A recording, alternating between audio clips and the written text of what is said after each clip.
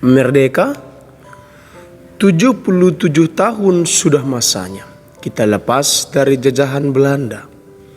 Dan dengan semangat kita sebut itu merdeka. 77 tahun katanya. Merdeka menjadi sebuah kata yang ajaib rasanya. Sebab ia selalu berkumandang dengan nadanya dan selalu gempita gemanya. Tapi sebatas apakah itu merdeka? Hanya sebuah komedi yang dikukuhkan dalam ide demokrasi, di mana keadilan dan kesetaraan juga tak kunjung bermanifestasi.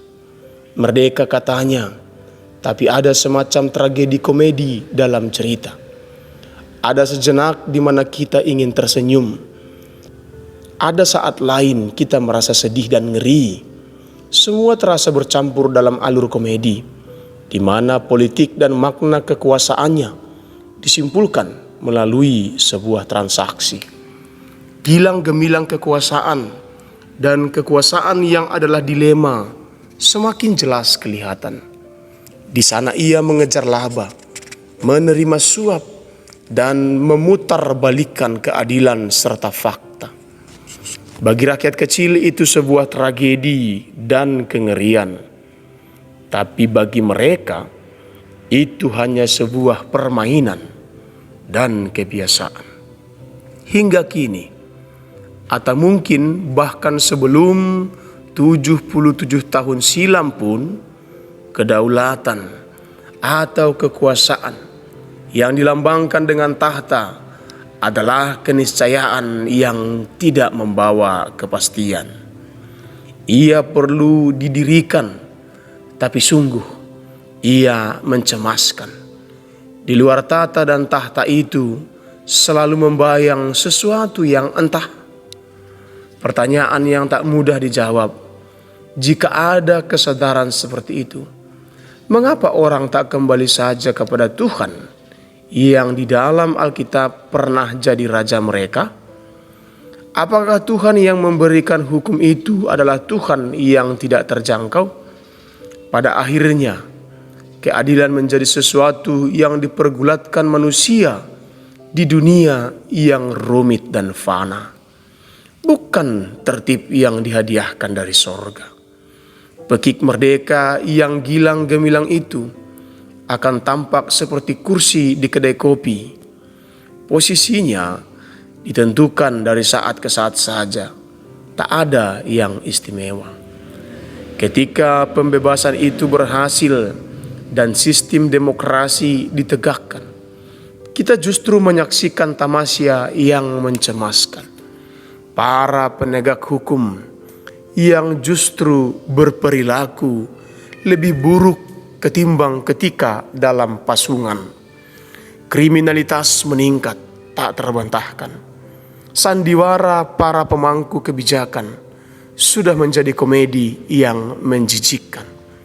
Media mempertunjukkannya dan tanpa malu-malu, tanpa ragu-ragu mempertontonkan orang-orang yang menyalurkan syahwat dan kedunguan bersatu padu. Katakan sajalah kasus Brigadir J yang hingga saat ini tak jelas pangkal dan ujungnya. Tidak mereka perjelas. Sehingga merdeka katanya seolah tak lebih hanya sebuah permainan para pemangku kepentingan yang mencoba menghalalkan kekejaman dan pembinasaan yang dirancang dan dilaksanakan. Kata merdeka hanya ibarat sebuah medan perang para lobis dan politis untuk kepentingan spesifik yang terpisah-pisah. Tak ada kesadaran saat didakwa atas kesalahan. Ia hanya seperti mengatakan, aku sama sekali tidak bersalah. Aku hanya menjalankan apa yang sudah ada dan akan terus berlangsung dalam sejarah kehidupan manusia.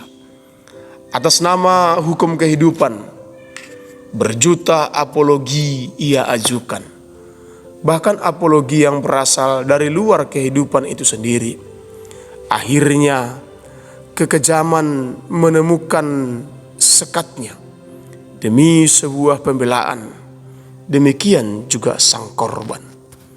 Merdeka seharusnya ada panggilan moral di dalamnya yang dimulai dengan kesadaran atau kesetengah sadaran bahwa ia bukanlah akhir. Akan ada catatan entah dari mana, entah di mana, mungkin di atas kita. Ada ingatan tentang hidup, dari hidup, dan kita pun merasakannya. Tata rahasia kosmos, alam, dan kehidupan. Ada Tuhan yang tidak sedang diam, tidak sedang tertidur. Ada Tuhan yang menilai. Merdeka. Jadi, apabila anak itu memerdekakan kamu, kamu pun benar-benar merdeka. Yohanes 8 ayat yang ke-36.